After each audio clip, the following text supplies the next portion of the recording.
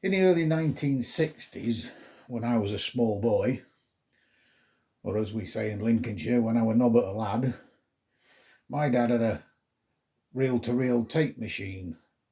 And I remember some of the things that were on it. There was a lot of TT race commentary from the period, and there was a few songs. And one of them went something along the lines of "Two Fly Don't Bother Me." Well, that's what it sounded like to my young ears. And another one, I can remember the title. It was Abdul, Abulbul. Well, I never did find out anything about Two Fly. But a few years ago, I consulted this newfangled information superhighway thing, looking for Abdul, the Bulbul, Amir, and that's when I was introduced to Frank Crumit. Frank Crumit was born in Jackson, Ohio in 1889, and he was a successful comedian, composer and singer. He was performing on stage at a very early age. And he recorded Abdul Abulbul Amir in 1927, although the words were written originally in 1877 during the Russo-Turkish War by a bloke called Percy French, who I believe was Irish, but I stand to be corrected. It's considered by a lot of people to be an anti-war song.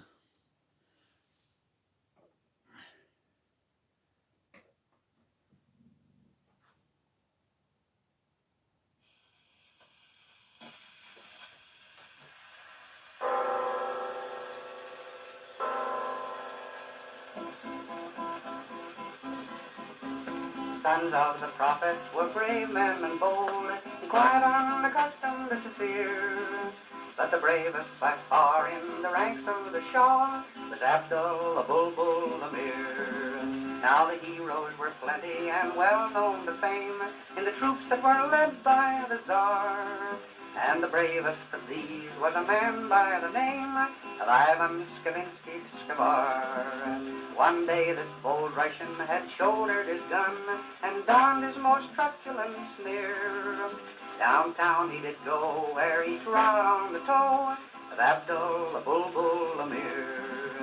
Young man, quoth Abdul, has life grown so dull that you wish to end your career?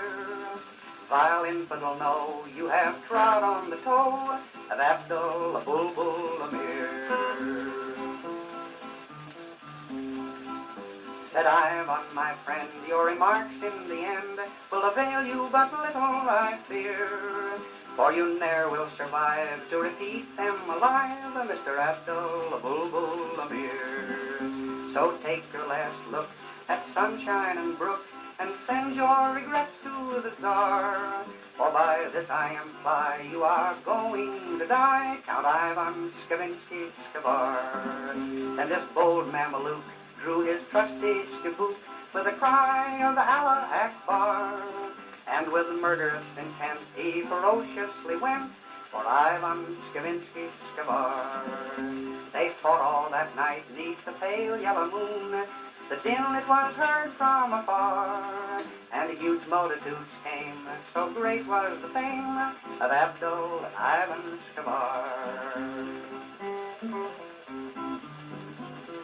As Abdul's long knife was extracting the life, in fact he was shouting huzzah. He felt himself struck by that wily Kalmuck, Count Ivan Skavinsky Skavar. The Sultan drove by in his red-breasted fly, expecting the victor to cheer, but he only drew nigh to hear the last sigh of Abdul, Abulbul, Amir. Tsar Petrovich, too, in his spectacles blue, rode up in his new crested car.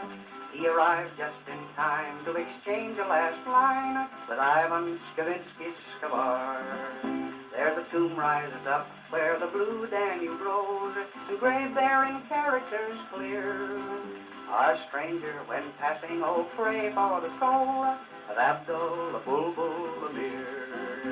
A Muscovite maiden her lone vigil keeps, neath the light of the pale polar star, and the name that she murmurs so oft as she weeps is Ivan Skavinsky Skavar.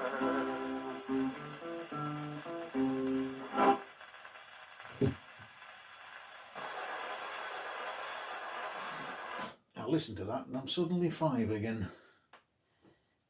Now, this next song was written by Frank Crumit, who wrote approximately 50 songs in his time. It was recorded in 1928. It's the Prune song.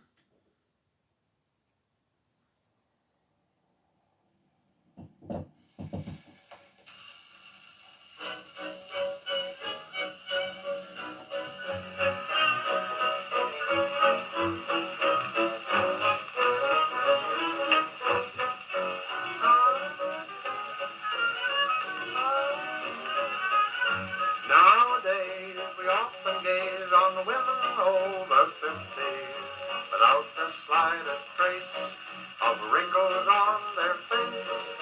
And doctors go and take their dough to make them young and nifty. The doctors I defy to tell me just why, no matter how young a Prune may be, is always full of wrinkles. We may get them on our face, Prunes get them every place. Nothing ever worries them, their life's an open book. But no matter how young a Prune may be, it has a worried look. Oh, no matter how young a Prune may be, is always full of wrinkles. Beauty treatments always fail, they tried all to no avail. Other Prunes are envious because they know real well. But no matter how young a Prune may be, hot water makes them swell.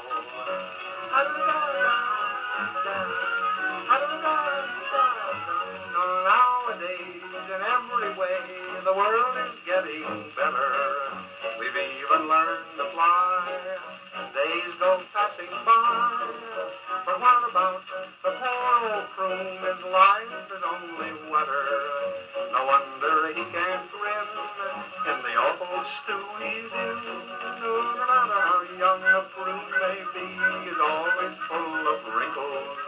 Now we may get 'em here and there, but Prune is get 'em everywhere. And babies fret until they hear a mother's lullaby. But no matter how young a Prune may be, you'll never hear it cry. Oh, no matter how young a Prune may be, he's always full of wrinkles. Old maids get 'em on their face, Prunes get 'em every place. Peaches and bananas have that skin you love to touch. But no matter how young a Prune may be, it don't amount to much. No matter how young a Prune may be, is always full of wrinkles. Baby Prunes look like they're dead, but not wrinkled quite as bad.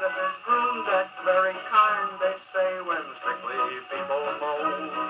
But no matter how young a Prune may be, it has a heart of stone.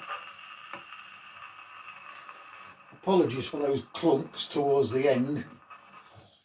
This machine was built in 1922, and I would strongly suspect it's the same grease in there. And as the grease hardens, the leaves of the spring stick to it, and then all of a sudden it releases with a clunk. What I need to do is to get the spring casing open, clean all the old grease out, and re-grease it. But that's a job I've got to do.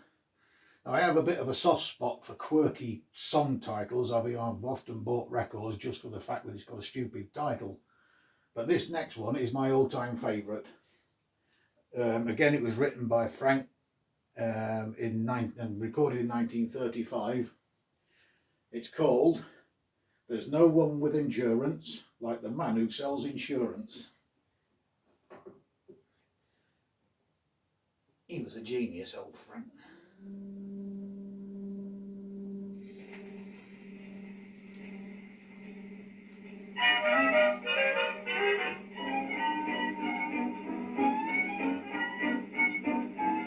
I used to be as happy as a squirrel in the tree, till a man who sold insurance made a nervous wreck of me.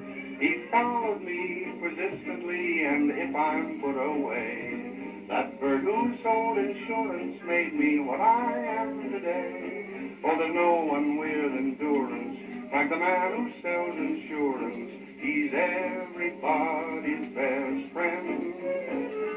He will follow you and trust you, but remember he will get you, for he gets us all in the end.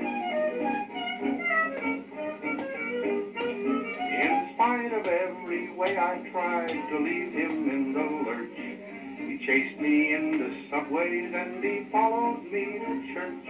I even spent the night in jail in my desire to hide. But in the morning, George Insurance waited just outside. Oh, there's no one with endurance like the man who sells insurance. He's everybody's best friend. He'll be sweeter than molasses, but when he puts on his glasses, well, he gets us all in the end. One day at Coney Island, when I went in for a swim, a man swam up beside me who was no one else but him. Said he to me, I'm glad to see you love the ocean wave, but our 20-year endowment is the only way to save. Oh, there's no one with endurance like the man who sells insurance. He's everybody's best friend. He's always bright and snappy, and no wonder that he's happy, for he gets us all in the end. One day I saw him coming, so I quickly climbed a tree. But George Insurance saw me too, and he climbed up after me. Said he to me up in the tree, I'm fond of nature too, but our 20-year endowment is the policy for you. Oh, there's no one with endurance like the man who sells insurance. He's everybody's best friend. And the harder that you make it, believe me, he can take it, for he gets us all in the end.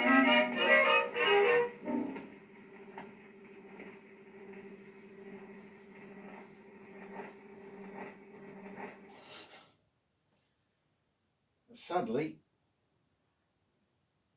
Frank Crumit died at a fairly early age in September of 1943. I've got several other of his records. I'll put them on at another date. Anyway, thanks for listening. Bye.